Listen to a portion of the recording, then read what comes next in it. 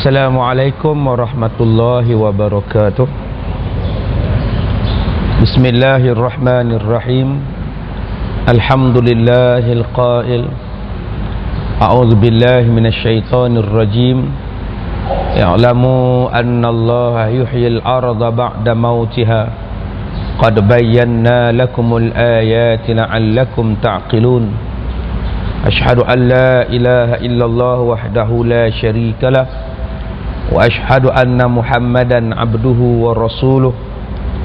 Allahumma salli ala sayyidina Muhammad wa ala alihi wa ashabihi ajma'in. Tuan-tuan dan puan-puan, mudah-mudahan dirahmati oleh Allah Subhanahu wa taala. Insya-Allah pada pagi ini kita akan membaca bab yang ke-9, takut kepada Allah, pada muka surat yang ke-199. Kita membaca kitab Ihfazillah Yahfazka. Allah berfirman, A'udzu billahi minasyaitonir rajim. Awaman kana maita fa ahyaynahu wa ja'alna lahu nura yamshi bihi fin nas kaman mathaluhu fidz zulumat laisa bikharijim minha. Allah berfirman di dalam surah Al-An'am ayat 122. Tuan-tuan, sesungguhnya hati yang tidak takut kepada Allah, maknanya orang ini tiadalah artinya. Orang yang hidup tanpa mengharapkan janji dan redha Allah, sebenarnya dia tidak hidup, tetapi dia adalah orang yang mati. Mukaddimah pengarang kitab ni kata, manusia yang hati dia tidak takut pada Allah, dia tidak bimbang, dia tidak takut. Apa benda yang dia nak buat pada nafsu dia, dia ikut. Apa kata dia yang dia rasa nak sesuai, apa yang dia rasa nak sebut, dia sebut. Apa benda juga yang dia nak buat, hati dia, nafsu dia kata nak buat, dia nak buat. Dia tak fikirkan Allah suka ke, Allah tak suka ke. Kerja dia, dia nak buat. Kerja dia, dia nak cakap. Maka orang yang sebegini dipanggil sebagai orang yang mati. Mati apa? Mati hatinya. Sebab itu Sayyidina Ali karamallahu wajhah berkata, banyak manusia yang mati hatinya ketika hidup. Banyak manusia yang mati hatinya ketika hidup. Dia hanya jaga, dia hanya sadar apabila sudah berada di alam kubur, baru dia sedar. Dalam dunia ni dia tak sedar. Dia mati hati dia. Arak ditogoknya, judi dimainnya, maksiat ini adalah mainan dia. Solat ditinggalkan, tak rasa apa-apa. Tidak rasa apa-apa penyesalan, takut pada Allah, tak rasa apa-apa. Dia hanya sedar, dia hanya terasa bila dia mati. Duduk dalam kubur baru terasa. Masa itu baru nak minta pada Allah, baru nak cakap pada malaikat, hantarkan balik aku ke dunia, walaupun 1 minit cukuplah. Baru tersedar pada masa itu. Sebab itulah Allah menyebut di dalam surah Al-An'am ini pada ayat yang ke-122 yang bermaksud, dan apakah orang yang sudah mati hatinya seperti orang-orang kafir, kemudian kami hidupkan dan kami berikan kepadanya cahaya yang terang, yang dengan cahaya itulah dia dapat berjalan di tengah-tengah masyarakat. Adakah sama keadaannya orang yang berada dalam gelap gelita, yang sama sekali tidak dapat keluar daripadanya? Ulama-ulama mufassirin mengatakan bahawa ayat ini turunnya disebabkan masuknya Islam seorang laki-laki yang menjadi sahabat Nabi sallallahu alaihi wasallam, yaitu Umar Al-Khattab radhiyallahu anhu. Umar Al-Khattab sebelum dia Islam punya keras hatinya. Dibunuhnya orang ni biasa, bergaduh dengan orang ni biasa, menyembah berhala. Malah kita bacakan sejarahnya bagaimana dia menyembah berhala yang dibuat daripada kurma, yang dibuat daripada tepung. Bila makanan dah tak ada, bila dia lapar, dia patahkan kepala berhalanya, dimasaknya menjadi roti. Tadi dia sembah, sekarang dipatahkannya dan dimasaknya jadi rutinan. Masya Allah, subhanallah. Itu dulu sebelum dia Islam. Tetapi apabila Umar Al-Khattab Islam, nah Allah Ta'ala menyebutkan kepada dia, dia seumpama manusia nur yang berjalan di tengah-tengah manusia. Yang orang lain berada dalam kegelapan, dia mendapat cahaya petunjuk berjalan. Maka Allah berkata, adakah sama di antara orang yang berjalan di dalam gelap dengan orang yang berjalan di dalam cahaya? Umar Al-Khattab itu berjalan di dalam cahaya. Dia berjalan di dalam cahaya, tuan-tuan. Allah gambarkan benda ini di dalam surah Al-An'am ayat 122. Tidak ada suatu hari dalam kehidupan seorang manusia yang lahir ke bumi melainkan dia akan diminta supaya dipertanggungjawabkan di hadapan Allah Ta'ala, walaupun dia akan terjatuh pada permasalahan yang sangat rumit dan yang sangat teruk. Tuan-tuan, sila rujuk di dalam surah An-Nazi'at, tuan-tuan rujuk di dalam surah Amma Yatasa'alun, surah An-Naba, dua surah yang paling awal di dalam juzuk yang ke-30. Allah Ta'ala menyebutkan tentang urusan kita di hari kiamat. Tuan-tuan juga boleh buka di dalam suratul Kahfi, bermula daripada ayat 44 sehinggalah ayat yang ke-50. Allah Ta'ala kata, kamu akan mendapat kitab yang kamu buat dalam dunia ini, catatan dia kamu akan dapat di hari kiamat. Sehinggalah orang yang mendapat kitabnya di hari kiamat, bila dia baca kitab dia, dia berkata, ma li hadzal kitab, apakah jenis kitab ini? Apa jenis kitab ni? Ma li hadzal kitab, apa jenis kitab ni? Sebab apa dia tanya?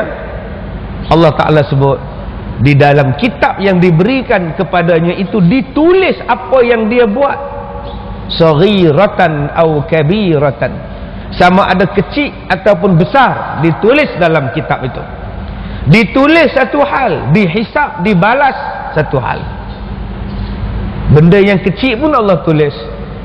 Tuan-tuan turun daripada masjid nanti, turun, kita nak meludah, kita pun ludah jatuh atas kasut orang.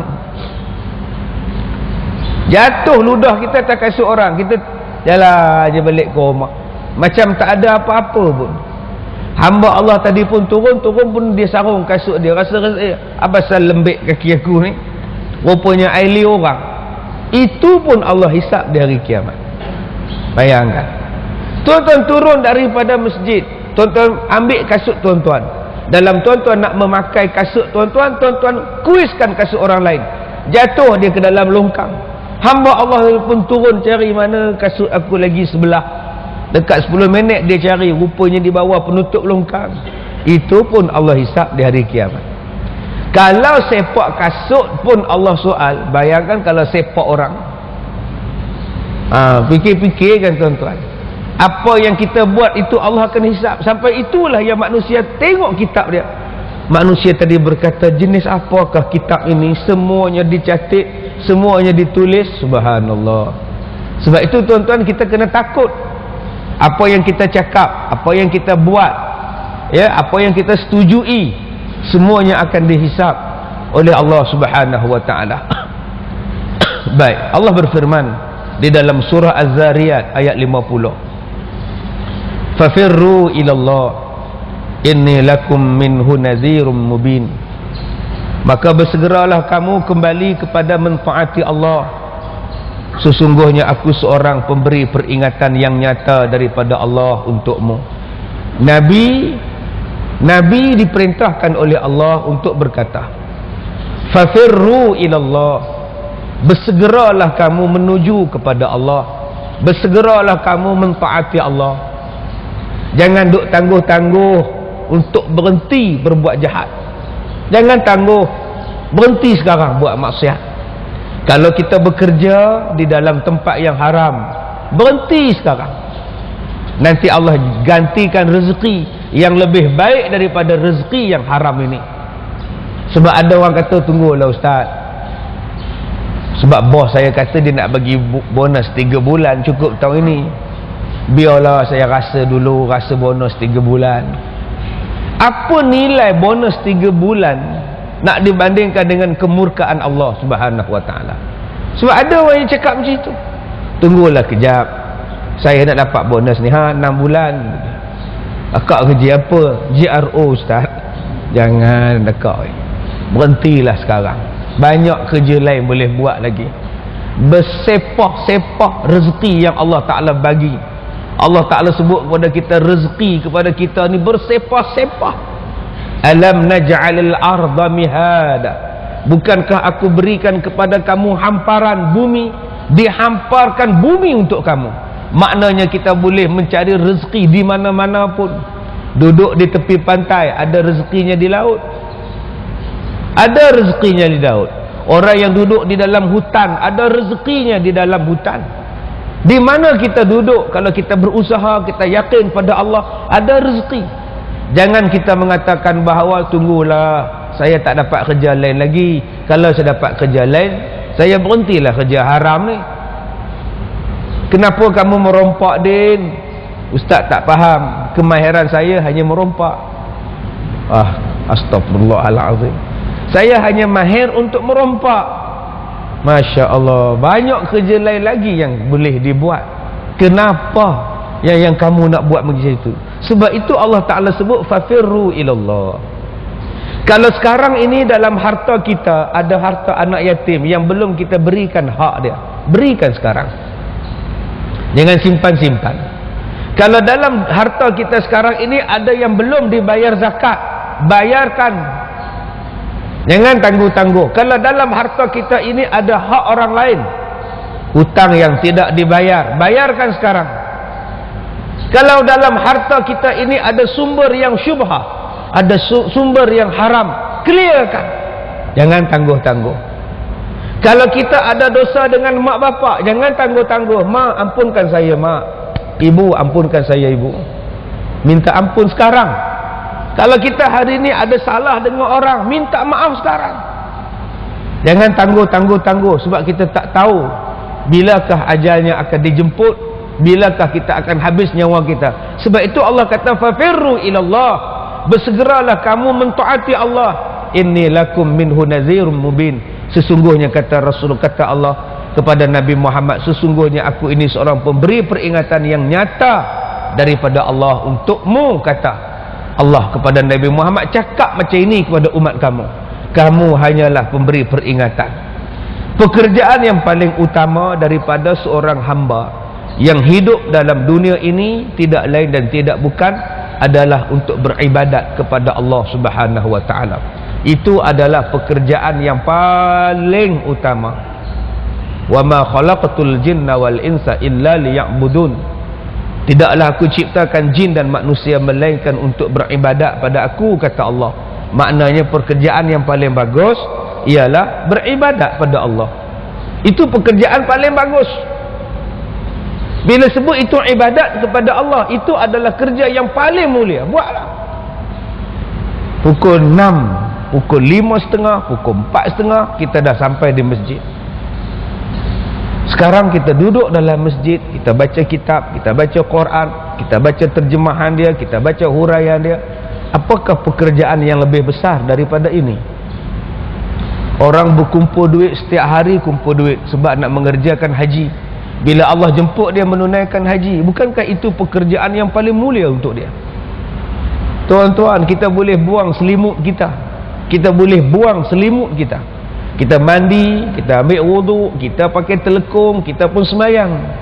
Bukankah itu pekerjaan yang paling mulia untuk dia? Tuan-tuan kena ingat satu benda. Bila kita kahwin saja, ujian akan sampai. Selesai saja kita akad nikah, ujian akan sampai. Apa ujian yang akan sampai kita suami isteri? Boleh tak boleh kita angkat tangan isteri kita yang duk peluk kita, kita letak ke tepi. Abang nak ke mana? Semayang. Dah pukul 5.30, abang nak semayang, nak pergi masjid semayang subuh. Berapa ramai orang yang boleh buang pelukan isteri dia tak di bawah? Awal lagi abang, 5 minit lagi. Isteri dia pun peluk balik. Semayang nak masuk waktu dah. Berapa ramai yang buat? Isteri peluk lagi sekali, abang biarlah tu imam tu gitu. Kan ada orang nak azan ni, abang sibuk buat apa gitu. Ya tak ya juga, terus jadi terus. Maknanya gagal tuan-tuan. Nak membuang satu pelukan saja pun sudah gagal. Itu membuang satu pelukan, belum lagi membuang benda-benda yang lain. Dalam perjalanan nak ke masjid, tengok-tengok ada pasar malam, masjid pasar malam, pasar malam masjid. Dicabutnya undi tuan-tuan, dipatahnya lidi. Kalau yang mana pendek ke masjid, panjang. Memang dua-duanya tuan-tuan panjang dulu. Ini manusia yang begini tuan-tuan. Dia tidak tahu manakah yang lebih besar dalam kehidupan dia. Yang lebih besar dalam kehidupan dia ialah ibadah. Sebab itu kita kena cari jalan memperbaiki ibadah kita. Sebab ada orang yang memperbaiki dunia, berlatih main badminton setiap hari, berlatih smash saja, nak jumping smash saja, setiap hari itulah kerja dia, sampai nak cabut ni tulang. Ada orang yang training untuk buat in swing, dia sepak bola tu terus masuk ke palang gol, setiap hari itulah kerja dia. Ada orang yang berlatih heading bola je, cukup 20 tahun heading, Parkinson terus macam tu tuan-tuan sekarang.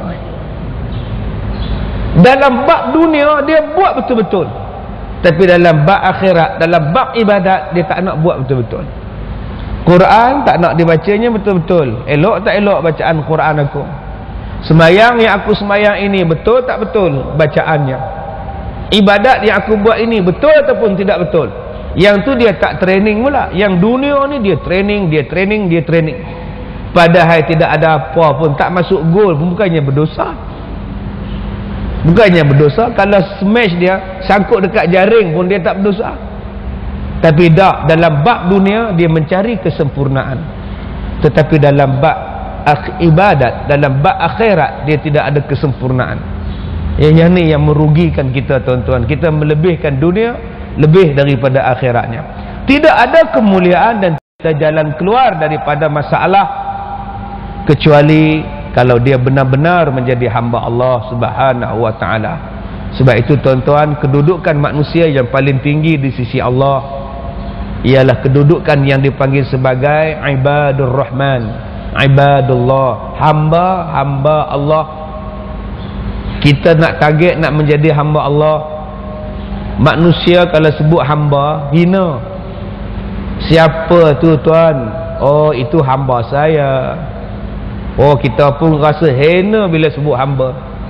Isteri kalau dia marah pada suami dia akan marah dengan tengking. Abang ingat saya ni hamba abang ke?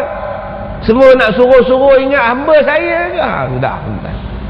Tok Siak pun kalau pengurusi arah, kamu lap tu, dia pun cekak pinggang, dia tengok pengurusi masjid.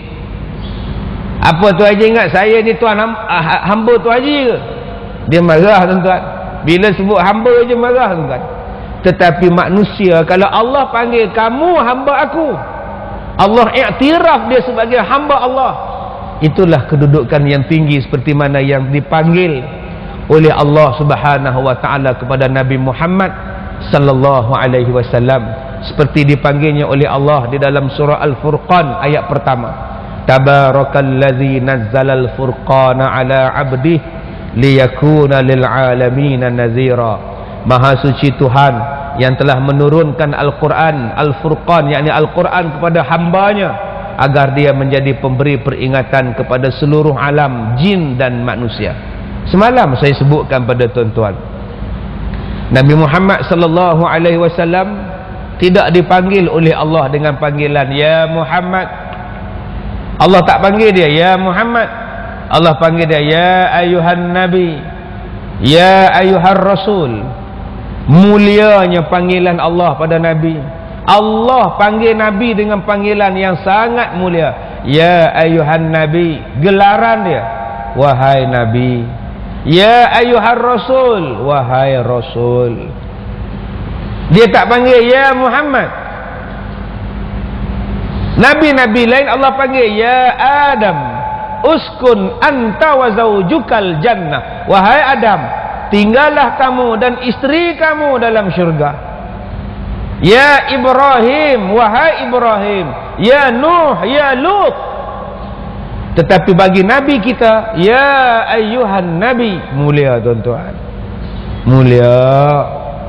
Ya, kalau kita panggil orang lain, oi Dola, hei Mamat, hei Tipah, tetapi tiba-tiba dengan satu orang kita panggil dia, ya cikgu. Baik cikgu.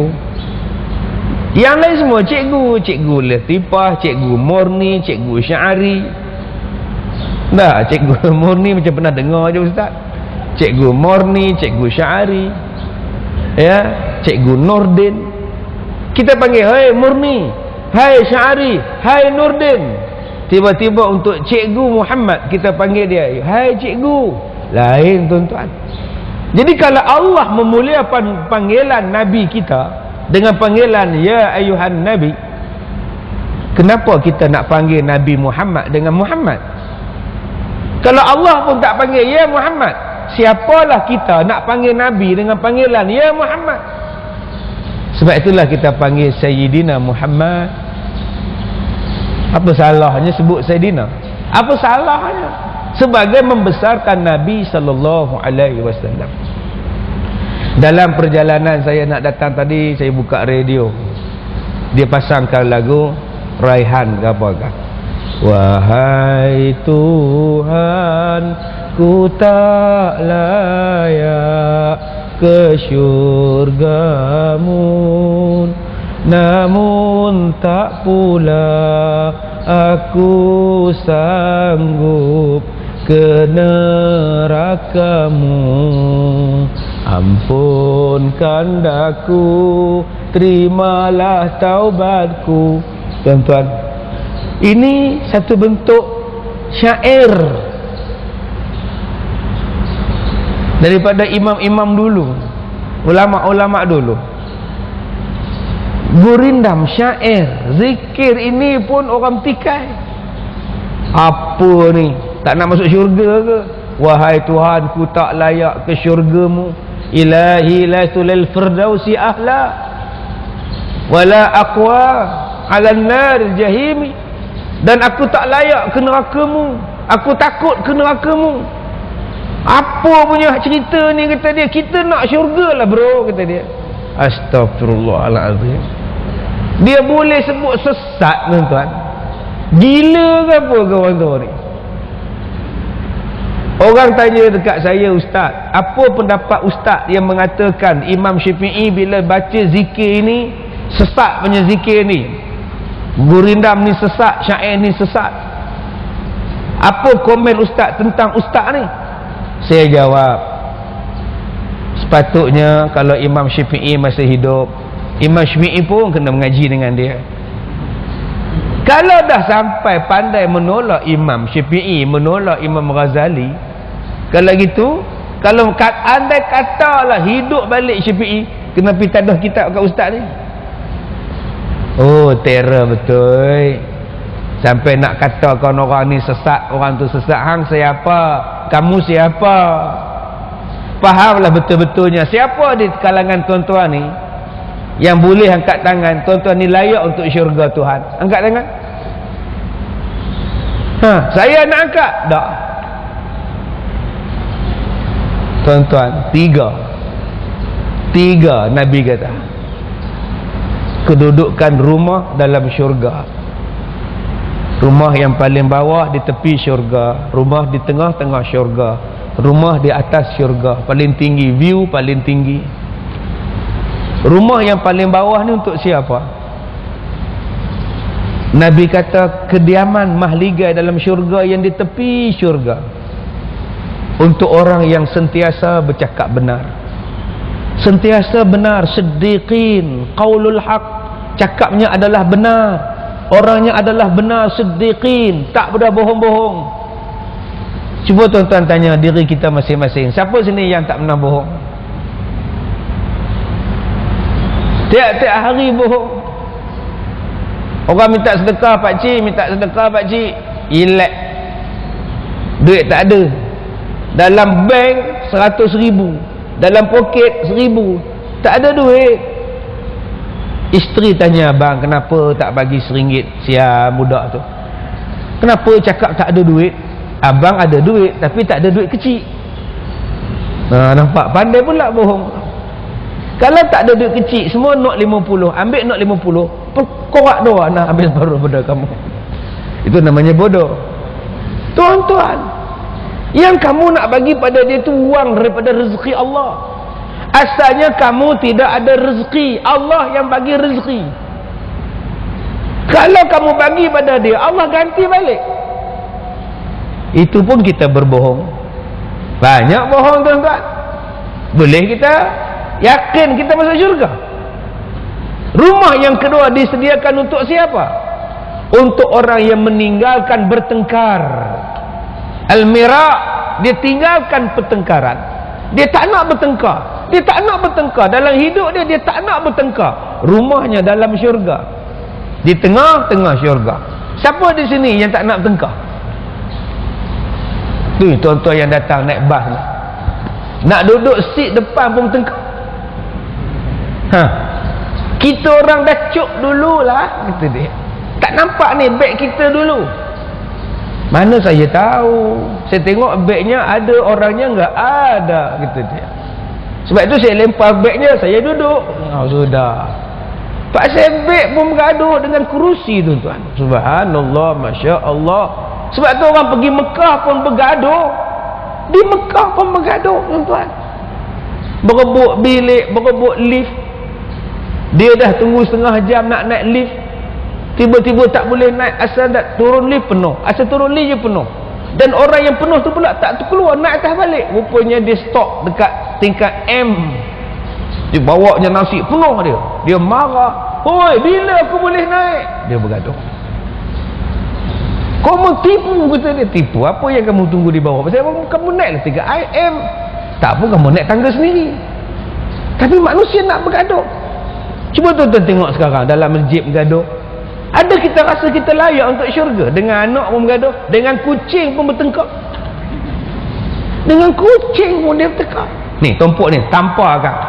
Tumpuk kan sakit lah. Tumpuk menjawab, tuan-tuan. Yang ketiga, manusia yang paling tinggi dalam syurga, rumahnya ialah manusia yang dipanggil sebagai husnul khuluq, orang yang baik akhlak dia. Tuan-tuan, kita mengaku ke kita baik akhlak? Bolehkah kita mengaku? Sebab tu kita kata, ya Allah, kalau macam inilah ya Allah, aku tak layak ke syurga-Mu ya Allah, banyaknya dosa aku ya Allah. Wah, itulah asalnya.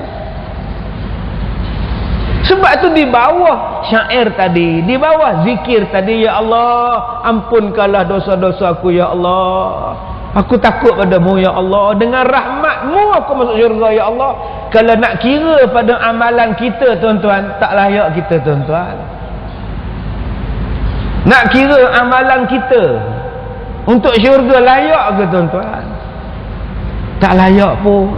Tetapi dengan sebab rahmat daripada Allah, kita masuk syurga. Kita nak syurga. Itu maksud dia. Bukan maknanya aku tak nak ke syurga, neraka pun aku tak nak. Aku nak duduk tengah-tengah. Apa punya bodoh. Tak faham habis. Fahamkan sampai habis. Jangan pandai-pandai nak nyesatkan orang. Masya Allah. Kamu siapa? Kamu siapa, tuan-tuan? Imam Syafi'i ni 7 tahun dah hafal Quran. Kamu 70 tahun tak dengar hafal apa. Pandai-pandai nak kata Imam Syafi'i sesat. Imam Syafi'i hafal kitab Al-Muwatta, word by word. Word by word. Bukannya page. Tengok ni word by word. Hafal kita Al-Muwatta ni. Tak payah tengok, tuan-tuan, hafal. Saya start kuliah tadi pukul 6.20, sekarang 6.45. Siapa yang boleh hafal apa yang saya cakap tadi? Tak ada. Imam Syafi'i bila dia belajar dengan Imam Malik, Imam Malik cakap, dia boleh ulang balik apa yang Imam Malik cakap, tidak jatuh walaupun satu perkataan. Punya tinggi daya ingatan pemikiran dia. Tiba-tiba ustaz Malaysia ni boleh sebut mak apa kena makan, boleh sebut sesat. Fahamkan betul-betul.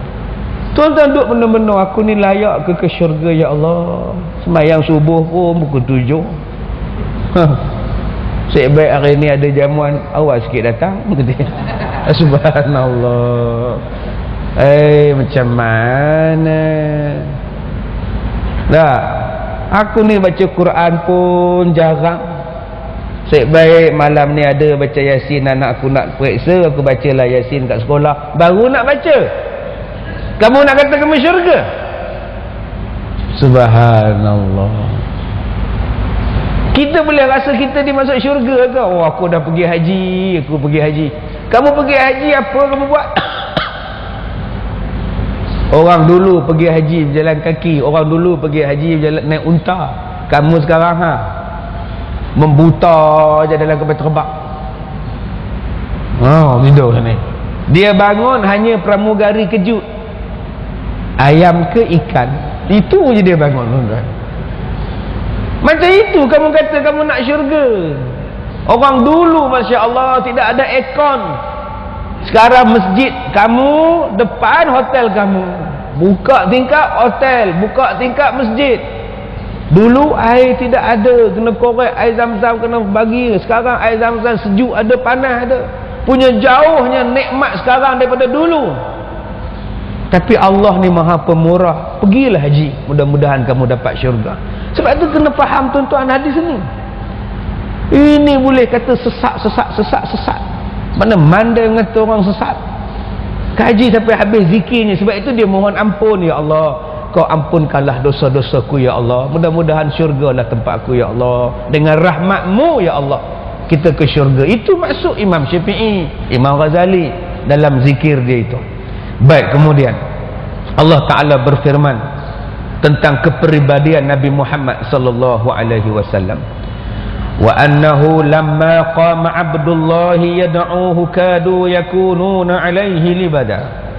Dan bahwasanya tak kala hamba Allah berdiri menyembahnya, mengerjakan ibadat, hampir-hampir sahaja jin-jin mendesak mengerumuni Nabi Muhammad. Suratul Jin ayat 19.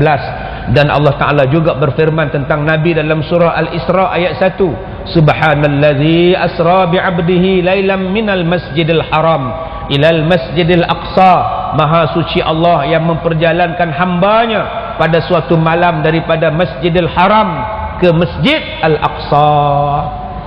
Tuan-tuan, Allah iktiraf Nabi Muhammad dengan panggilan hamba Allah, hamba aku, hamba aku.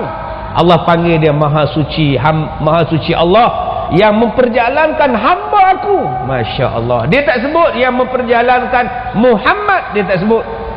Dia sebut dengan gelaran yang memperjalankan hamba aku. Masya Allah. Pengiktirafan yang sangat tinggi, hamba aku. Sebab apa? Bila dah diiktiraf sebagai hamba aku, maknanya Nabi Muhammad itu betul-betul telah melaksanakan tugasnya sebagai seorang hamba, dengan solatnya, dengan ibadahnya. Kita manusia biasa, setakat mana yang kita kata kita ni dah jalankan tugas kita? Kita nak suruh isteri kita tutup aurat pun tak boleh. Kita nak suruh dia, tutuplah aurat, itu pun tak boleh. Dah buat dah sekali hari tu, tutuplah aurat, dosa tak tutup. Baru pergi kuliah subuh sekali, nak jadi alim konon. Sampai sekarang dah tak cakap tuan-tuan, dia macam sekarang. Dengan dia pula sebelah pendek pergi pasar tuan-tuan. Macam mana cerita ni? Adakah kita nak kata kita ni hamba Allah? Banyak orang bila sedekah dia bubuhnya hamba Allah. Bagus. Bila buat jamuan berbuka puasa, buat iftar, dia tulis di situ hamba Allah. Hari Isnin pertama hamba Allah. Dia wakafkan kapet, di belakang kapet dia tulis wakaf hamba Allah. Oi, senangnya mengaku hamba Allah. Senangnya nak jadi hamba Allah ke? Dengan tulis bagi kapet menjadi hamba Allah ke? Berat tuan-tuan nak jadi hamba Allah. Berapa banyak yang jadi hamba manusia, berapa banyak yang menjadi hamba nafsu, berapa banyak yang menjadi hamba dunia. Dia mengikut hawa nafsu, itu namanya hamba nafsu. Hamba nafsu. Dah taubat, ya Allah, aku tak nak berzina lagi, ya Allah, taubat ya Allah. Besok jadi balik. Sebab tu ada satu cikgu sekolah, cikgu kaunseling. Dia kaunseling satu budak Bosnia. Kaunseling. Budak ni angkat kepala. Dah habis dah cikgu. Cikgu nak apa? Kalau nak, jom, kata dia. Astagfirullahaladzim. Menung cikgu tu, tuan. Cikgu nak apa, kata dia. Kalau nak, jom, saya bagi. Astagfirullahaladzim. Nasib baik cikgu tu baik. Boleh juga, kata dia. Siap, tuan-tuan. Boleh cakap macam itu lah sekarang. Apa cikgu, tak habis lagi ke? Kalau nak, jom, kata dia. Tanpa ada perasaan takut. Ini hamba nafsu. Ada orang yang hamba dunia, tak pernah cukup dengan dunia. Tak pernah cukup. Dalam bank duit tak habis makan, rumah sewa berbelah-belah buah, dah masih lagi mencari dunia. Jom duduk diam-diam. Dah sampai dah masa dia, aku nak tumpu pada hidup aku, mati aku untuk Allah. Dah cukup. Ada orang dah mata pun tak nampak, duk cari dunia lagi. Pakai dah pakai dah kacamata, tak nampak juga, ambil kantor pula. 3 mata nak nampak, masih lagi duk bercakap. Ya Allah. Hei, rambut pun dah tak ada, dah botak dah, tak larat dah berjalan. Ambil mikrofon duk menyanyi lagi. Semenjak kita Bila letak mikrofon tu, pergi baca Quran. Tak larat dah. Ingat pada Allah, tuan-tuan. Apa lagi yang kita nak dalam dunia ni? Tangkap manalah kita nak tongkat langit lagi dah. Tak boleh dah. Jom kita ibadat kepada Allah Subhanahu wa ta'ala. Baik, kemudian orang yang tidak menyibukkan dirinya dengan ibadah, justru lebih cenderung pada sesat di dunia dan di akhirat. Dia tak buat ibadat, pekerjaannya pekerjaan haram, perkataan dia perkataan haram. Bukan makna di sini tuan-tuan kena berhenti kerja. Tuan-tuan datang ke Masjid Al-Hidayah, baca Quran, tidur, baca zikir-zikir, tidak. Kerjalah sebagai cikgu, itu ibadah. Kerjalah sebagai petani, itu ibadah. Kerjalah sebagai pemandu teksi, itu juga adalah ibadah. Jika semua kerja yang kita buat lillahi ta'ala dan halal, itu merupakan satu ibadah, dipersilakan. Bukan maknanya kena bakar teksi tadi. Kenapa, Din? Kamu bakar teksi, Din? Dunia. Atau kamu nak makan apa? Saya datang ke Masjid Al-Hidayah, ada rezeki saya makan. Anak kamu, Allah lah yang bagi makan pada mereka. Aku tampur kamu kan? Bukankah Allah dah bagi pada kamu teksi? Itu peluang kamu untuk mencari rezeki. Bekerjalah. Bila masuk waktu, singgah masjid, Allahu Akbar, zikir sekejap, baca Quran sekejap, start balik. Bismillahirrahmanirrahim. Allah Rabbi wa Rabbikum ma min dabatin illa huwa akhidhun binasiyatiha inna Rabbi ala siratin mustaqim. Start kereta. Elok orang ketuk cermin. Pakcik, boleh bawa saya ke KL Central? Boleh, silakan naik. Allah bagi rezeki. Jangan takut. Jangan takut. Saya bagi tahu dekat jaga di sekolah saya, tutup pintu pagar, matikan dia, letak di hadapan kaunter jaga, solat. Letak depan tu, solat, pergi sembahyang asar. Siapa datang faham, solat, tak ada urusan. Begitulah kita peniaga kedai. Masuk waktu sembahyang, turunkan, solat.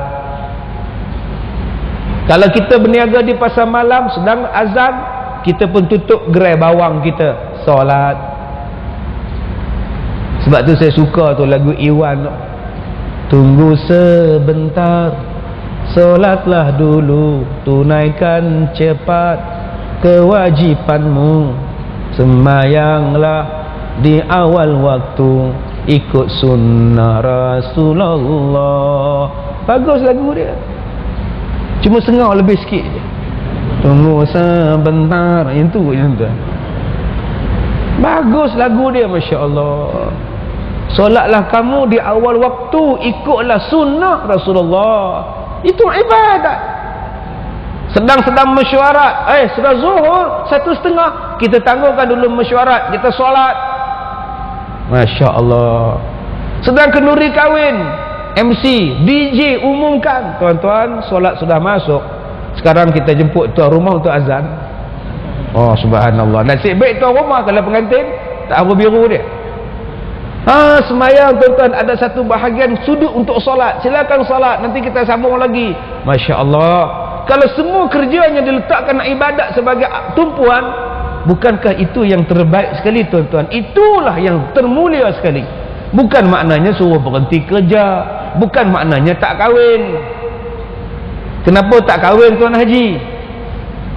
Saya tak nak kahwin, saya nak tumpukan pada ibadat. Bukankah kahwin juga ibadat? Kenapa tak nak beranak dah maklum? Saya tak nak beranak ustaz, letih. Cukuplah seorang je anak saya, letih dah. Bukankah anak ramai itu ibadat? Masya Allah.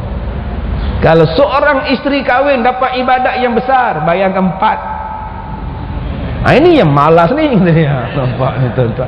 Kalau satu anak pun besar pahala, kalau 8 anak lagi besar pahala dia. Kalau satu isteri pun dah besar pahala, kalau 4. Ustaz, kalau seorang suami pun dah besar pahala, kalau makcik pun nak 4 suami ustaz. Sabar makcik, bawa bertenang ya, bawa tenang. Kalau makcik suaminya 4, makcik mengandung anaknya, nak bubuh bin siapa? Nak bubuh bin siapa makcik? Baik tuan-tuan, nombor 1. Oleh kerana itu, dia kata di sini lagi, manusia yang paling rugi dan menyesal serta buta pada hari tak kala Allah Ta'ala mengumpul seluruh manusia, mula yang pertama hingga yang paling terakhir, menuju suatu hari yang tidak ada keraguan di dalamnya. Maka sampai di hari kiamat, kata Allah, yang paling baik sampailah yang paling buruk, semuanya akan dibangunkan oleh Allah untuk dihisap di hari kiamat. Tidak ketinggalan walau seorang pun, tidak ketinggalan. Saya dibangkitkan, Haji Siro dibangkitkan, tuan-tuan semua akan dibangkitkan. Tidak ketinggalan walau seorang pun. Tuan-tuan balik rumah, bukalah dalam Quran, dalam surah An-Nazi'at, dalam surah Abasa, dalam surah Amma Yatasa'alun itu, Allah Ta'ala akan sebut, Allah Ta'ala sebut pada kita, kamu akan datang kepada aku dalam keadaan bersaf-saf. Kita akan datang kepada Allah dalam keadaan bersaf-saf menghadap Tuhan. Dalam satu hadis sebut ada 12 saf. Satu saf panjangnya 3000 tahun perjalanannya tuan-tuan. Masya Allah. Bayangkan nak dipanggil seorang. Kita buat kuliah ni baru 45 minit. 45 minit pun tuan-tuan dah gelisah. Bila lah nak ambil orang tua ni, ya Allah, aduh, lama lah pula. Baru 45 minit. Kipas depan kepala, atas kepala, dapat pula dinding, duduk pula atas kapet yang tebal, makanan sedang diuruskan, tandas cantik, apa lagi nak? 45 minit pun terasa panjang. Bayangkan di hari kiamat, sejengkal je matahari di kepala. Kita nak minta tolong dengan siapa? Sekarang tuan-tuan boleh lari balik, nyampah aku nak kerja, pukul 8 aku masuk kerja, tuan-tuan boleh balik bangun. Tuan-tuan sekarang terasa nak buang air, pergi ke tandas, selesai masalah. Tuan-tuan sekarang lengah, tak boleh menyandar, banyak lagi dinding kosong, depan ni pun kosong dinding, datang sandar lah. Tapi di hari kiamat, dinding mana yang nak dibersandarkan? Kipas mana yang nak cari? Payung mana yang kita nak pakai? Ekon mana yang nak dipasang? Tidak ada ekon, tidak ada payung, tidak ada apa. Yang cuma ada arash Allah. Yang cuma ada arash Allah sahaja. Yang boleh duduk di bawah arash bukan semua orang, 7 golongan saja yang boleh duduk di bawah arash Tuhan. Masya Allah. Siapa 7 golongan tu? Buka lah hadisnya. Pemimpin yang adil. Ya Allah, aku pemimpin yang zalim. Muhasabah. Orang tua yang hatinya melekat ke masjid, aku ke karaoke. Ya Allah, aku takut. Itulah dia. Orang tua yang hatinya melekat ke masjid, dia pula melekat ke karaoke, dangdut. Yang tua-tua masih dangdut. Ya Allah. Baju umbrella masuk seluar jin, ikat dengan tali pinggang, nah dangdut. Ya Allah. Gigi palsu pun terkeluar masuk. Macam mana ni? Anak muda yang jiwanya ke masjid. Masya Allah. Berapa banyak anak muda yang hatinya tidak ke masjid, hatinya ke tempat lain. Kalaulah kita faham betul-betul, ya Allah, patutlah Imam Syafi'i kata, ya Allah, aku tak layak lah ya Allah kalau macam ini. Ampunkanlah aku ya Allah, aku nak jadilah orang baik ya Allah. Itulah maksud zikir tadi. Dia suruh kita muhasabah balik. Ini tidak. Dituduhnya hamba Allah tu sesat. Masya Allah. Kamu yang sesat jalan, mengatur orang sesat, kamu yang sesat. Oleh kerana itu Allah meminta kita supaya sentiasa takut kepada Allah. Di situlah nampak Allah kata takutlah pada aku. Tiap-tiap minggu diberi ingat. Di mana? Tu di atas mimbar. Ayuhan nas ittaqullah. Setiap minggu. Tapi ustaz, saya tak datang sembahyang Jumaat. Setiap tahun sembahyang raya. Sembahyang raya pun saya tak datang ustaz. Kamu ni agama apa? Sembahyang Jumaat tak datang, sembahyang raya tak datang, sembahyang fardu, apatah lagi kamu ni agama apa? Saya sembahyang Jumaat. Di mana? Di rumah. Oh. Macam mana sembahyang di rumah? Saya buka televisyen secara langsung ustaz, kata dia. Serupa juga, kata dia. Boleh ke? Apa tak boleh pula? Tuhan pun faham dalam era globalisasi ni kita kena gunakan teknologi. Kepala otak kamu. Tuan-tuan jangan duk guna akal. Buka TV dengar khutbah Jumaat, anak dia lalu depan. Khutbah. Dalam rumah tuan-tuan. Buat gila ke apa kamu ni? Hukum Allah tak akan berubah sampai bila-bila. Nak sembahyang Jumaat datang masjid. Nak sembahyang Jumaat datang tempat perhimpunan, nama pun Jumaat. Mana boleh sembahyang dalam bilik? Abang tak ke masjid abang. Sekarang dah modern tifah. Abang buat Skype je lah, kata dia. Buat tuan-tuan. Buat. Tak boleh nak. Anda jangan duk ubah. Maju macam mana pun tak ada tuan-tuan. Allah menjelaskan bahawa dia menyediakan 2 syurga bagi orang yang takut kepadanya. Ustaz, 2 syurga? Waliman khafa maqama rabbih jannatan. Sesiapa yang bertakwa kepada Allah, aku sediakan kepadanya 2 syurga. Ya Allah ustaz, 1 syurga pun dah besar dah ustaz. 2 syurga, faham betul-betul. Syurga yang dia maksudkan di sini apa dia? 1 syurga dunia, 1 lagi syurga akhirat. 2 syurga aku bagi pada orang yang bertakwa. Pertama, di dunia ni dia dapat nikmat. Di dunia ni dia dapat nikmat. Rumah dia walaupun dia kecil rumahnya, dia rasakan bahawa dunia itu, syurga itu rumahnya. Baiti jannati. Dia dapat bidadari yang sangat bagus, isteri-isteri yang solehah. Dia dapat pelayan-pelayan yang sangat baik, anak-anak dia.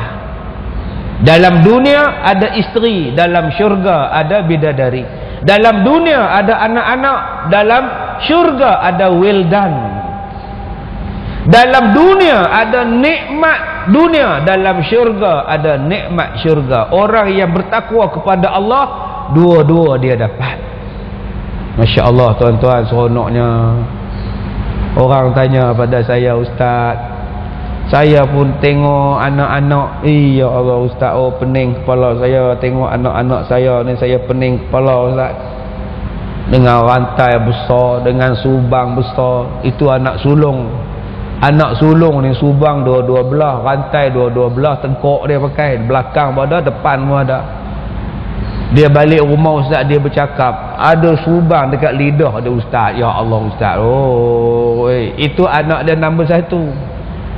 Anak nombor 2 pula lain pula cerita dia ustaz. Apa pula makcik? Kerja dia pula duduk dalam bilik berzikir tak habis-habis ustaz, bercelak mata ni hitam sampai tak boleh buka mata ustaz.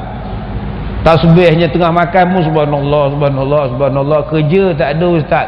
Kerja dia ialah subhanallah, subhanallah, subhanallah. Kerja apa pun tak nak ustaz. Oi. Lepas subuh dia tidur sampai pukul 12. Bila tanya kenapa tidur, pergilah kerja din. Orang Arab pun tidur lepas subuh mak. Subhanallah, subhanallah ustaz. Udah dakwah apa pula ni ustaz. Anak nombor 3 saya ustaz pula lembut ustaz. Oi. Habis bedak saya, gincu saya dia pakainya ustaz. Oh, letih dah saya. Tuan-tuan pernah dengar tak seorang ibu, seorang ayah yang macam ini? Yang anak sulung dengan heavy metal. Anak nombor 2 black metal. Anak nombor 3 pula ya Allah metallic. Ya Allah, semuanya metal belaka tuan. Sebab itu dalam kitab disebut, orang yang taat pada mak bapak ada baiknya. Ada orang yang taat pada mak bapak, ini balasan dia.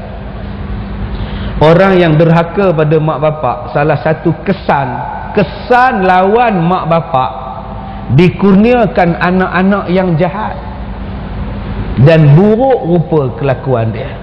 Buka dalam kitab.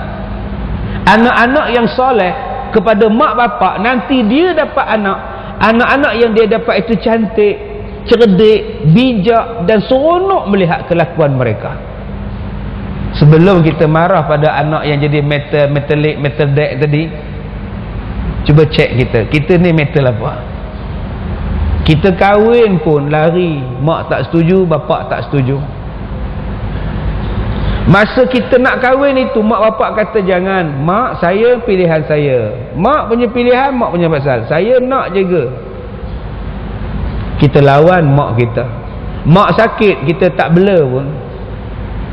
Mak menangis kerana kita tak rasa apa-apa pun. Kita tetap dengan keras kepala kita ni. Malah sebelum mak kita mati, kita tak minta maaf pun daripada mak. Sampailah dia menghadap Allah Subhanahu Wa Taala, kita tak ada apa pun. Tunggu, Allah akan datangkan bala pada kamu. Salah satunya dikurniakan anak-anak yang bermasalah. Semalam masa saya nak semayang Jumaat di masjid ini, dalam pukul 1 semalam, 1.10, keluar orang hantar mesej, Ustaz, ayah salam sedang nazak sekarang. Saya pun balas, sama-samalah doa. Saya pun sembahyang Jumaat, sampai kat hotel kat pukul 3. Lagi sekali mesej masuk, Ustaz, ayah salam telah meninggal dunia jam 2.30 petang tadi. Saya pun jawab innalillah. Orang tua ni tuan-tuan, sudah tua. Saya pergi ziarah dia minggu lepas di hospital. Doktor tebuk dia punya tepi ni sebab paru-parunya berair. Ditiup keluar masuk ke dalam takung di bawah tu.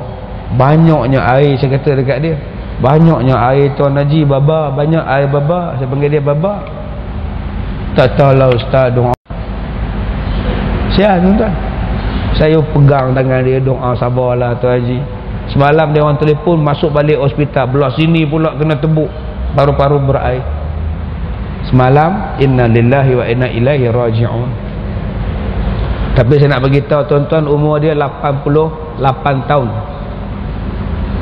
Tak pernahnya tinggal semayang berjemaah tuan-tuan. Sepanjang saya jadi jiran dia, subuh ke, hujan ke, peti ke, semayang berjemaah di masjid.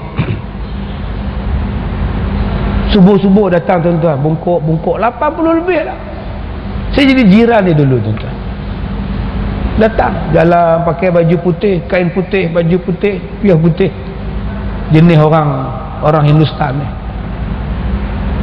Tak pernah tinggal masjid tuan-tuan. Allah pilih dia hari Jumaat dia mati. Tak cantik ke tuan-tuan? Lepas seksa kubur bagi orang yang meninggal hari Jumaat. Kebiasaan kita, begitulah kebiasaan ketika Allah menjemput kita. Sebab itu biasa-biasakanlah berbuat baik. Mudah-mudahan Allah jemput pun pada hari yang baik, pada masa yang baik, pada keadaan yang baik. Kalau kita biasa-biasa buat jahat, kita takut dan kita bimbang. Kematian kita pun dalam keadaan jahat.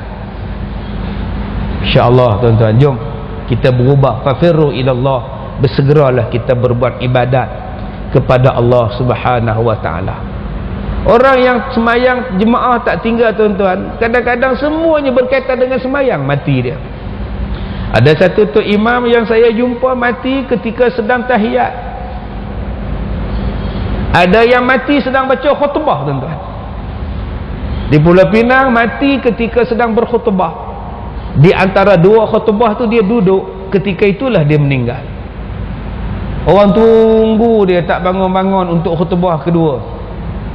Duduk sandar lagu tu. Tok Siak, Tok Bilal naik kejutkan dia. Dah meninggal, tuan-tuan. Ada orang yang saya jumpa meninggal ketika sedang takbir raya. Allahu Akbar, Allahu Akbar, Allahu Akbar. La ilaha illallah, wallahu akbar. Buk, jatuh atas bahu orang sebelah. Orang sebelah pun tolak, Pakcik. Innalillah, tuan-tuan. Pelajar saya mati ketika tahiyat. Tangan dia tegak jarinya, asyhadu. Masa itu dia mati, tuan-tuan. Sampai kita berzikir, sampai kita baca doa, dia masih macam itu lagi. Rupa-rupanya dia mati dalam ini, tuan-tuan. Kalau mati jarinya masa ini, maknanya mulut dia masa itu dia baca apa, tuan-tuan? Ada baca apa? Cintaku 100% kah? La ilaha illallah. Pak mati. Tak jatuh dia, tahiyat dia sampai orang dah bersalam dia masih tahiyat. Rupanya dah mati sama Allah. Astaghfirullahalazim. Alhamdulillah, ya Allah, bagilah kita mati macam tu, ya Allah. Tu imam di Bukit Mertajam tu, tuan-tuan, mati ketika sedang sujud. Ya Allah, ya Allah, seronoknya, ya Allah. Ini mati tengah minum arak, tertelan botol. Tu nak kata apa tu, tuan-tuan? Mati baru lepas berzina, mati dalam mabuk, nak kata apa tu, tuan-tuan? Ada ustaz mana ke dia kata, ni apa hal berdoa ramai-ramai? Berdoa ramai-ramai pun salah. Ni yang berdoa ramai-ramai ikut tu imam ni, mana dia tahu makna tu? Main berdoa je. Sebab dia tak tahulah, dia minta tu imam tolong doakan Rabbana zalamna anfusana. Kita tu kan amin je lah. Salah di mananya, ya Allah. Berapa banyak kita wakil. Saya tak reti cakap, mintalah Tuan Haji cakap kan. Sebab tu kita wakil Haji suruh bercakap. Cakaplah. Saya tak reti cakap, Haji suruh pun cakap. Alhamdulillah. Silakanlah. So betullah dengan berdoa. Pernah tak Nabi Muhammad berdoa dan sahabat-sahabat aminkan? Ada. Masa bila tak adanya Nabi Muhammad semayang minta hujan, Nabi doa, sahabat amin. Di mana yang kita nak kata bid'ah hanya berdoa ramai-ramai? Ya Allah, pelik sungguh. Kerjanya nak bid'ah ya, tuan-tuan. Tahlil bid'ah, ini bid'ah. Dia tak belajar ke bid'ah ni terbahagi pada beberapa bahagian? Ada bid'ah hasanah, ada bid'ah mandub. Belajarlah balik. Ada benda itu bid'ah yang memang Nabi tak buat, tetapi kena buat pada zaman sekarang, namanya bid'ah hasanah. Kalau tak buat jadi susah. Kadang-kadang jatuh wajib kena buat. Apa benda, ustaz? Tuan-tuan pergi ke Mekah, Masjidil Haram tu 3 lapis. Dibesarkan masjidnya, dijadikan tempat sa'i 4 lapis. Ada Nabi buat? Nabi tak pernah buat. Tetapi sekarang kena buat sebab ramainya manusia nak buat haji. Kalaulah nak dikekalkan Kaabah dan Masjidil Haram macam dulu-dulu, berapa kerat yang boleh pergi haji? Berdosalah semua orang. Sebab tu Arab Saudi pecahkan hotel, pecahkan penginapan, nak bagi masuk 15 juta orang. Bila ditanya pada ulama Saudi, kenapa dipecahkan hotel, kenapa dibesarkan lapangan masjid? Kami tidak mau menanggung dosa. Nanti umat manusia tanya, kenapa kamu tak buat haji? Saudi tidak besarkan masjid sampai kami tak boleh pergi haji. Sebab tu kami besarkan. Ini yang saya tanya. Saya kata yang hampa duk runtuh, masjid ni duk runtuh. Hotel ni, sampai tak ada hotel ni, jauh-jauh semua ni. Makcik nak naik kursi roda, makcik leha sakit gout, haji dolah putih kaki, nak datang masjid susah. Kesian dekat haji dolah tuan-tuan, dia nak pergi masjid susah. Dah lah kaki tipu. Kaki tipu pun nak ke masjid. Dia pakai kaki palsu. Kaki tipu lah tu. Kencing manis, potong kaki, pakai kaki tipu. Bayangkan punya jauh nak datang. Dia tetap datang ke masjid Haji Dolah ni.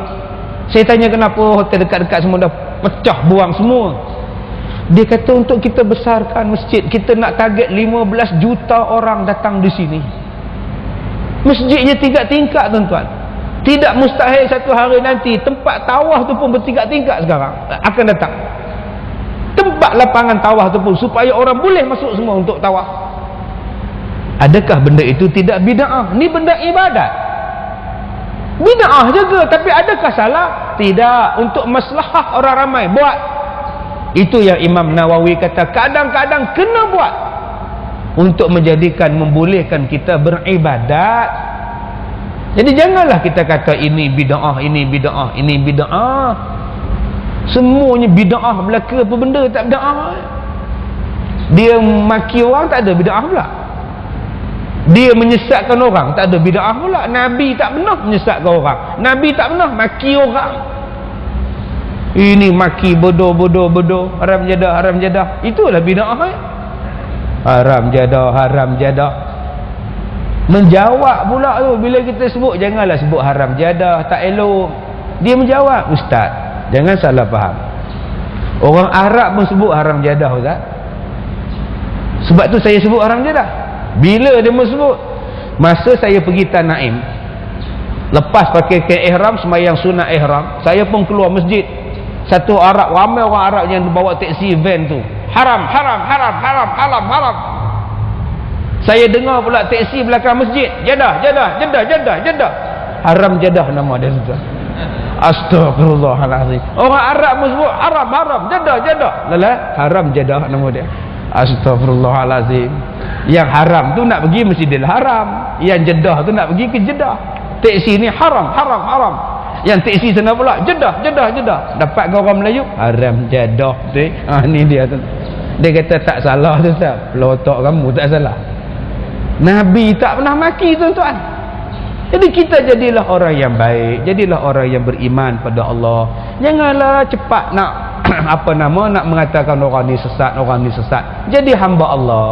Kita pun banyak sesat. Ni kita ni banyak sesat, tuan-tuan. Satu tunjuk ke orang, 3 tala ke kita. Oh, dia tu tak betul. Kamu 3 ke kamu? Dia tak betul, 1 ke dia, 3 ke kita. Mengata korang, diri kita banyak lemah, tuan-tuan. Hanya kita yang tahu. Allah yang tahu, malaikat kiri kanan kita yang tahu siapa kita sebenarnya. Oleh itu takutlah dulu pada Allah tentang diri kita sebelum kita nak menghukum orang lain. Cukup sekadar itu. Saya ucapkan selamat datang kepada rombongan Tuan Haji Ali daripada Queen's Travel dari Singapura. Saya rasa ini kali kedua mereka datang menziarahi masjid, salah satu masjid yang terbaik di negeri Selangor ni, ya, Masjid Al-Hidayah. Jadi kita ucapkan selamat datang, dan mereka mengadakan sesi wisata lawatan bersama kita. Dan petang ini mereka akan berada di surau apa yang saya tak ingat. Surau Taman Bunga Raya di Ta College. Ya, Taman Bunga Raya, Surau Bunga Raya di dekat dengan Ta College, ya. Dan malam ini saya ada program bersama dengan tetamu dari Singapura di hotel di Palma jam 8 malam. Dia mudah-mudahan lawatan mereka ke tempat kita ini diberkati oleh Allah, dimudahkan dan dirahmati oleh Allah Subhanahu wa taala. Dan saya ambil kesempatan di sini, tuan-tuan, pada bulan hadapan 16 dan 17 hari bulan, sekolah saya akan mengadakan majlis sambutan ulang tahun yang ke-6. Yang ke-6 Jadi tuan-tuan kalau nak datang melawat dipersilakan, sila pergi pada 17 hari bulan, hari kemuncaknya 17 hari bulan. Tapi kita dah mula 16 hari bulan dengan ceramah, dengan forum perdana, dengan macam-macam program, dan kemuncaknya ialah pada 17 hari bulan. Jadi tuan-tuan boleh buat lawatan sebulan lah daripada sekarang, boleh bincang, entahlah ya. Pada tahun lepas kita buat kehadiran, saya rasa sangat menggalakkan ya, untuk apa nama, kita tengok tempat. Dan sekarang kalau tuan-tuan daripada Masjid Al-Hidayah ni dah buat lawatan kita tahun lepas, jadi mungkin tuan-tuan datang kali ini mungkin dah berbeza dengan tahun lepas ya. Sekarang bangunan baru sedang dalam pembinaan, asrama baru, pondok baru yang canggih, yang kita buat desain yang baru ya, di samping dewan-dewan dan pengajian yang lain. Jadi tuan-tuan boleh datang ziarah. Bagi tuan-tuan di belakang sana tu ada banyak kaunter-kaunter jualan ya, pakaian, buku-buku ya, begitu juga produk-produk daripada Al-Barakah sendiri pun ada di belakang. Jadi tuan-tuan yang mana nak menyumbang untuk Masjid Al-Hidayah dengan membeli barang-barang tersebut, ataupun menyumbang untuk pusat pendidikan Al-Barakah, dialu-alukan. Jadi kita jumpa petang nanti insya-Allah jam 2.30 petang, dan malam nanti insya-Allah jam 8 malam. Saya minta maaf jika terkasar bahasa. Bismillahirrahmanirrahim. Alhamdulillahi rabbil alamin, wassalatu wassalamu ala Rasulillah wa ala alihi wa sahbihi ajma'in. Rabbana zalamna anfusana wa illam taghfir lana wa tarhamna lanakunanna minal khasirin. Rabbana la tuzigh qulubana ba'da idh hadaitana wa hab lana min ladunka rahmah innaka antal wahhab.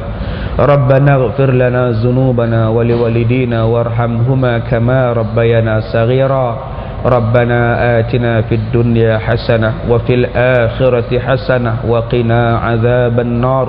Wa sallallahu ala sayyidina Muhammad wa ala alihi wa sahbihi ajma'in. Walhamdulillahi rabbil alamin.